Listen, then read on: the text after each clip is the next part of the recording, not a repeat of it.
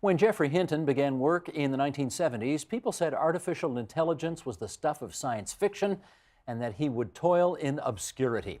Today, he's revolutionizing how we live. Joining us now to discuss the work and what kept him going, here's Geoffrey Hinton, professor of computer science at the University of Toronto and distinguished researcher at Google. Nice to have you here at TVO. Nice to be here. What got you interested in deep learning to begin with? When I was at high school, I had a friend who was a brilliant mathematician who came into school one day and said, you know, in the brain, memories are distributed all over the brain. And so each memory is in lots of different brain cells. And that was a fascinating idea. And I just kept thinking about how the brain might work from then on. Something about that idea planted a seed in you and you were off to the races. Yes. How many people were involved in this kind of thing then at that time? Quite a few people were interested in it then. And in the 1980s, neural networks were very big and people used them for things like detecting credit card fraud. But then there came the neural net winter. In the 1990s, they hadn't lived up to their promise. And most people stopped working on them. But you didn't stop. You kept at it. It seemed to me there was no other possibility. The brain has to work somehow. And neural networks are a simplified model of how the brain works. Did people tell you, Geoffrey, you're wasting your time. Think of something else to do?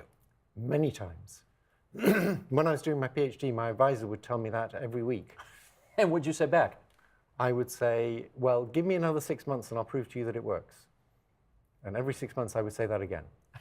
Who got the last laugh?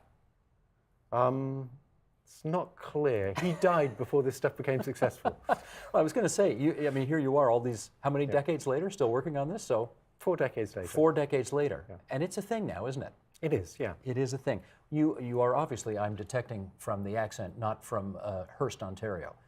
You're from somewhere else. I'm from England. What brought you over here? I went to the States first because I couldn't get a job in England. They cut off most of the funding for AI. And after I'd been in the States a bit, I discovered that to do AI in the States, you had to take military funding. And I didn't like taking military funding. But I had a choice between my graduate students starving or taking money from the military, so I came to Canada. There was an organization in Canada called the Canadian Institute for Advanced Research that gave people a very sweet deal where you could come, you could focus on your research, you could do a bit less teaching than professors normally do. And the combination of not wanting to take military money and liking this deal from CFAR made me come to Canada in 1987. It's still around, of course, CFAR. It's still around.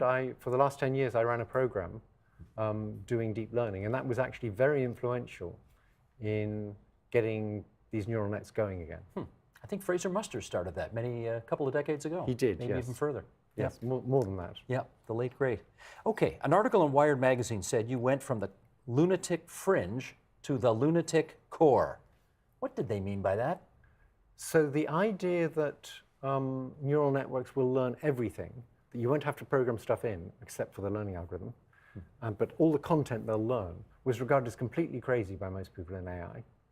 It's still regarded as crazy by many people, but it's now being accepted because it works. So it's sort of mainstream crazy. It's mainstream crazy now. Gotcha. Yes. Now, you've got this title. You are distinguished researcher at Google. What does that mean? I don't know. I just get on with my research. But you're doing something for Google, presumably. Yes, I work for Google. Are you on the payroll there? I'm on the payroll. Okay.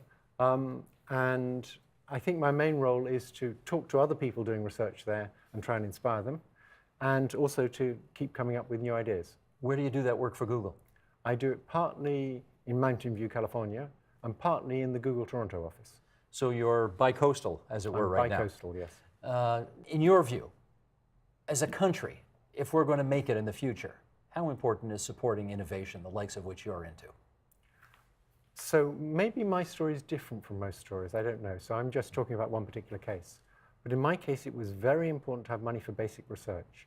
Money that was directed at innovation, particularly money targeted in particular ways, is much less useful to scientists. It's like Canadian Tire money. A dollar of Canadian Tire money is worth $1. But you wouldn't give me $1 for it because you have to spend it at Canadian Tire. And scientific administrators are always thinking that if they say what the money should be for, they're doing something useful. actually, if they say exactly what the money should be for, they're making the money less valuable. If you've got good scientists, you should give them money to get on and do their basic curiosity-driven research. And NSERC, the main Canadian funding agency, really understands that. They have a discovery program that's one of the best in the world in terms of giving people money for basic research and being perfectly happy if they then don't do what they said they would do, but do something more interesting because something turns up.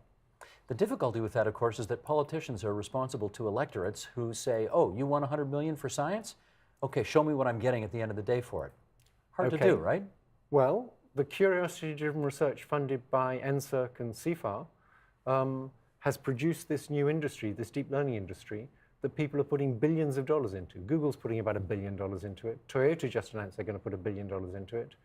Facebook is putting a large fraction of $1 billion into it. In fact, a graduate student of mine who finished a few years ago just got given $1 billion to start a research institute in San Francisco.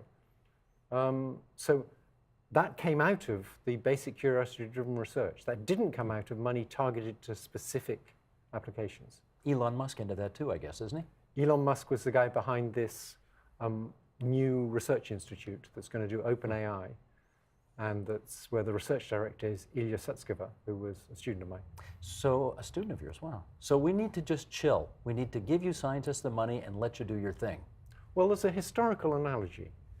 If you look at the whole molecular biology revolution, that came out of basic work on discovering the structure of DNA and things like that. And that wasn't done in order to make better drugs. That was done because these guys really wanted to know how inheritance works. And there's a whole bunch of people like me now who really want to know how the brain works. And as we get closer to discovering that, it's going to have huge payoffs for industry. But you need to fund the basic scientists to do the basic research. Fascinating. Geoffrey, it's good of you to join us at TVO tonight. Thanks so much. Thank you. Help TVO create a better world through the power of learning. Visit supporttvo.org and make a tax-deductible donation today.